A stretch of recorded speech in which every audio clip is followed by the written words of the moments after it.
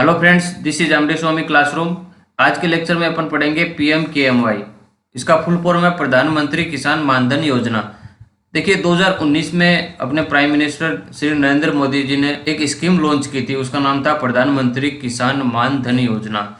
ये किसान के लिए, ये फार्मर्स के लिए डेडिकेटेड स्कीम थी और एज ऑन डेट 21/6/2020 तक टोटल 20,37,519 एनरोलमेंट इसमें आ चुके हैं। तो चलिए अपन इसको डिटेल में देखते हैं। इसका फुल फॉर्म मैंने बता दिया था कि प्रधानमंत्री किसान मानधन योजना, PMKMY इसका फुल फॉर्म प्रधानमंत्री किसान मानधन योजना।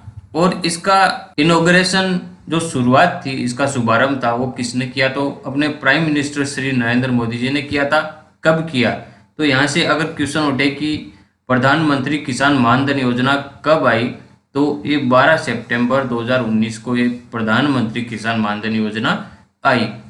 और ये इफेक्टिव कब से है? ये 9 अगस्त 2019 से ये इफेक्टिव है। और जो PMKMY है वो सेंट्रली सेक्टर स्कीम, मतलब इसमें 100% जो फंडिंग है वो सेंट्रल गवर्नमेंट के द्वारा की जाती है। और ये प्रधानमंत्री किसान मानधन योजना किसके लिए है? तो यहाँ से इम्पोर्टेंट याद रखिएगा, ये जो अपने किसान साथी होते हैं, ये किसान भाई होते हैं, उनके लिए एक पेंशन स्कीम है। उनके लिए एक पेंशन स्कीम है। और उस पेंशन स्कीम का जो पेंशन अमाउंट है वो कितना है? तो वो minimum pension amount Rs 3,000 per month, अर्थात उनको एक महीने के लिए 3,000 रुपये मिनिमम पेंशन उनको मिलेगी। उसकी कंडीशन है कि उनको जो प्रीमियम भरना पड़ता है, कितना भरना पड़ता है, वो मैं आगे बताऊंगा इसको। और बेनिफिशियरी कौन है? इसके जो लाभार्थी हैं, वो लाभार्थी कौन है? तो वो है स्मॉल एंड मार्जिनल फार्मर्स। जो अपने लघु और सीमांत फार्मर्स होते हैं, सीमांत कृषक होते हैं, वो इनके लाभार्थी होते हैं। और on attaining the age of 60 years, मान लीजिए कोई किसान है 30 साल का, तो उसको पेंशन कब चालू होगी? उसको पेंशन इस स्कीम के तहत चालू होगी जब वो 60 साल पूरा कर लेगा अपनी आयु का। उसके बाद में उसकी पेंशन, मंथली पेंशन 3,000 रुपये उसकी चालू हो जाएगी। अब देखिए थोड़ा सा इसमें मार्जिनल फार्मर्स कौन होते हैं।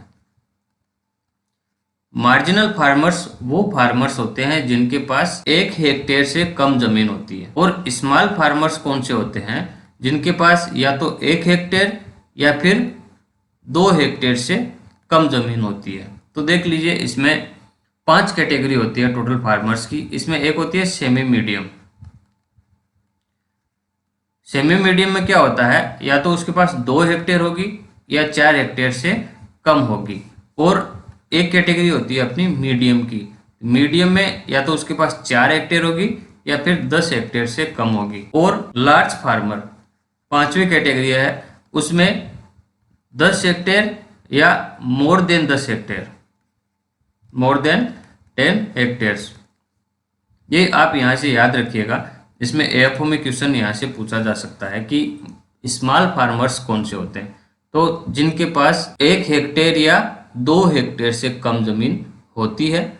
या फिर सेमी मीडियम कौन होते हैं? जिनके पास 2 हेक्टेयर या 4 हेक्टेयर से कम जमीन होती है, तो उसको बोलते हैं सेमी मीडियम फार्मर्स। अगर मैं आपको क्वेश्चन पूछूंगा किसी फार्मर के पास 5 हेक्टेयर जमीन है तो वो किस कैटेगरी में आएगा? तो वो अपना आएगा 5 हेक्टेयर वाला, देखिए इसमें आएगा, तो वो मीडियम फार्मर होगा, मध्यम फार्मर होगा।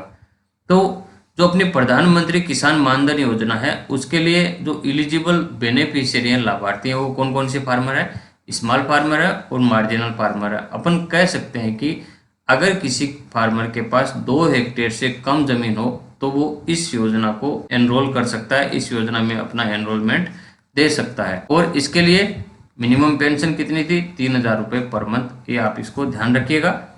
इसके बाद में देखिए, जो ये पेंशन स्कीम है प्रधानमंत्री किसान मानधन योजना, वो किस टाइप की है, किस नेचर की है? तो वॉलंटरी है, स्वैच्छिक और कॉन्ट्रीब्यूटरी पेंशन। कॉन्ट्रीब्यूटरी पेंशन का क्या मतलब होता है? इसमें होता है कि किसान कुछ कॉन्ट्रीब्यूशन उस पेंशन स्कीम में करेगा। अब किसान कैसे करेगा? मान लीजिए कोई भी पर्सन है, वो ये पेंशन योजना लेता है, तो किसान कुछ न कुछ, मान लीजिए 100 रुपये या 120 रुपये, इस टाइप से वो उस स्कीम में मंथली या जिस भी स्कीम का जो अपना पैटर्न है कंट्रीब्यूशन का, उस हिसाब से वो उस पेंशन योजना में डिपॉजिट करवाएगा, उस पेंशन योजना में जमा करवाएगा। तो इसलिए अपन कह सकते हैं कि ये कॉन्ट्रीब्यूटरी पेंशन स्कीम है। अब एज ऑफ एंट्री, अगर क्वेश्चन पूछे कि जो प्रधानमंत्री किसान मानधन योजना है उसमें एंट्री एज कब से है, तो मिनिमम 18 साल का किसान और मैक्सिमम 40 साल का किसान इस योजना का लाभ ले सकता है। अब मैं आपको एक क्वेश्चन करूं कि एक किसान है जिसकी आयु 41 साल है, जिसकी उम्र 41 साल है, क्या वो PMKMY में एनरोल कर सकता है? तो इसका आंसर जाएगा अपना नो। क्यों नहीं कर सकता है? क्योंकि कोई भी किसान इस स्कीम का लाभ लेने के लिए उसकी उम्र मिनिमम 18 साल और मैक्सिमम 40 साल होनी चाहिए, तभी वो इस स्कीम का लाभ ले सकता है। अब देखिए, जो पेंशन फंड होता है उसका मैनेजर, उसको मैनेज कौन करता है? जो LIC है वो इसके लिए पेंशन फंड मैनेजर का कार्य करता है, और पेंशन पे आउट, जो पेंशन दी जाती है वो LIC के अंडर में इसको संचालित किया जाता है। अब देखिए, मैंने बताया था कि ये कॉन्ट्रीब्यूटरी पेंशन स्कीम है। कॉन्ट्रीब्यूटरी पेंशन स्कीम है तो इसका मतलब फार्मर कुछ ना कुछ इसमें कंट्रीब्यूट करेगा, कुछ पैसे इसमें कंट्रीब्यूट करेगा, भले ही वो मंथली कर रहा हो कि 6 मंथली या फिर ईयरली, वो डिपेंड करता है अपनी स्कीम किस प्रकार की है। तो देखिए, इसमें फार्मर मिनिमम 55 या 55 और मैक्सिमम 200 रुपये, 200 रुपये इसमें कंट्रीब्यूट करता है। इसका पैटर्न मैं बताता हूँ आपको कैसे कंट्रीब्यूशन का पैटर्न है। तो देखिए, एंट्री एज मैंने बता दिया था, मिनिमम 18 साल और मैक्सिमम 40 साल। अब मान लीजिए कोई फार्मर 18 साल का फार्मर है और वो ये योजना, प्रधानमंत्री किसान मानधन योजना को एनरोल करना चाहता है। वो चाहता है कि मेरे को पेंशन मिले 3000 रुपये की। तो कैसे मिलेगी उसको?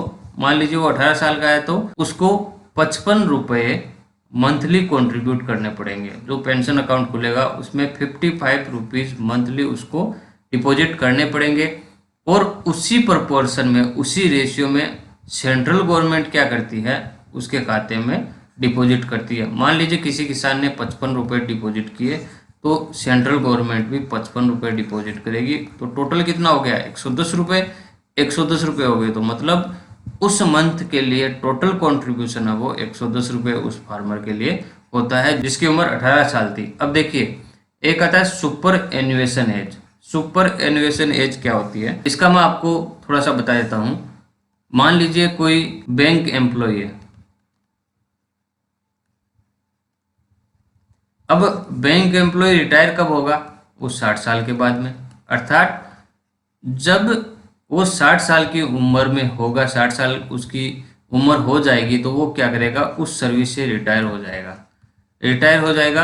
अब देखिए, इसको सेम वे में मैं फार्मर्स के रेफरेंस में बताता हूँ कि इसमें एंट्री एज थी 18 से 40 साल तक। 18 साल के फार्मर ने 55 रुपये मंथली भरना स्टार्ट किया था। पेंशन कब स्टार्ट होगी उसकी पेंशन स्टार्ट होगी जब वो 60 साल की उम्र पूरी कर लेगा, तब उसको पेंशन मिलना स्टार्ट होगी। 60 साल की उम्र के बाद में उसके खाते में 3000 रुपये पर मंथ वो पेंशन आएगी। तो सुपर एन्युएशन का मतलब होता है रिटायरमेंट डेट, या फिर retirement from the service on attaining of specific age, या फिर अपन कह सकते हैं सर्विस में मैक्सिमम लिमिट होती है, मैक्सिमम एज लिमिट होती है, वो होती है उसकी सुपर एन्युएशन एज। अब बात करूं मैं, मान लीजिए कोई किसान 40 साल की उम्र का है, तो 40 साल की उम्र में उसको कितना रुपया भरना पड़ेगा? उसको मैक्सिमम 200 रुपये पर मंथ उसको कंट्रीब्यूट करना पड़ेगा। और कंट्रीब्यूट कब तक करना पड़ेगा?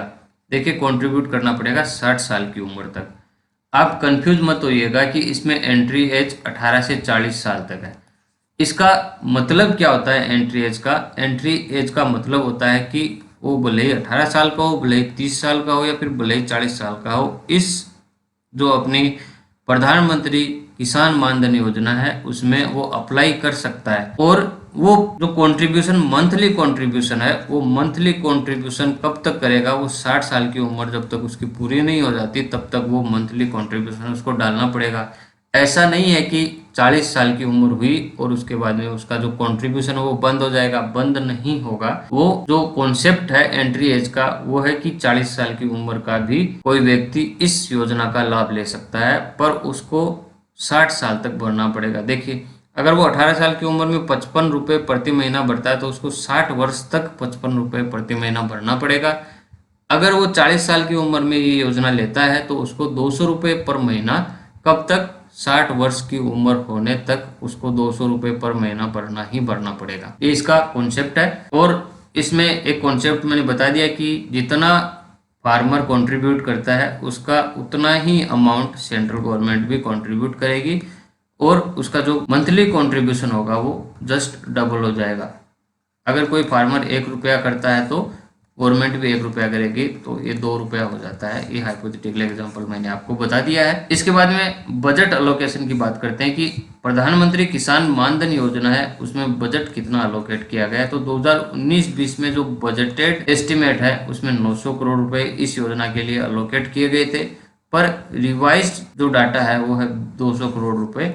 और 2020-21 में इस स्कीम के लिए कितना बजट अलोकेट किया गया है, तो उसका आंसर है 220 करोड़ रुपए इस स्कीम को अलोकेट किए गए हैं। तो ये अपनी प्रधानमंत्री किसान मानधन योजना होगी। इससे इंपॉर्टेंट क्वेश्चन हो गए। उम्मीद करता हूँ कि आपको ये वीडियो पसंद आया है, ये वीडियो आपको समझ में आया है। अगर आपका कोई भी फीडबैक हो तो आप बेझिझक हमें एंड्रॉयड एप्लीकेशन पे मैसेज करके या फिर आप व्हाट्सएप मैसेज करके हमको बता सकते हैं। हम आपका जो सुझाव होगा उसको जरूर इम्प्लीमेंट करेंगे।